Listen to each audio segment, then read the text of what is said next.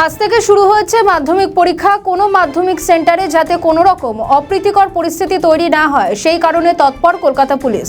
Kolkata police commissioner Supratim Sarkar তিনি বলেন, রাস্তায় পর্যাপ্ত পুলিশ মোতায়েন রয়েছে। পাশাপাশি পুলিশের তরফ থেকে একটি হেল্পলাইন নম্বর চালুও করা হয়েছে। সম্পূর্ণভাবে হেল্প করা হবে পরীক্ষার্থীদের। আরও কি বলেছেন শুনুন। মাধ্যমিক পরীক্ষা শুরু হচ্ছে, রাস্তায় পুলিশ আছে। প্রত্যেকটি মাধ্যমিক পরীক্ষার্থী বা পরীক্ষার্থিনী যাতে নিরাপদে তাদের যাত্রাপথে পরীক্ষা কেন্দ্রে পৌঁছে শান্তিতে পরীক্ষা দিতে পারেন, তাতে শহর জুড়ে পর্যাপ্ত পুলিশ মোতায়েন আছে। আমরা একটা হেল্পলাইন করেছি, কোথাও কোনো পরীক্ষার্থী সমস্যায় পড়লে তাদের যোগাযোগ করতে পারবেন। আমরা সমস্ত দায়িত্ব নিয়ে তাদের পরীক্ষা হলে পৌঁছে দেবো।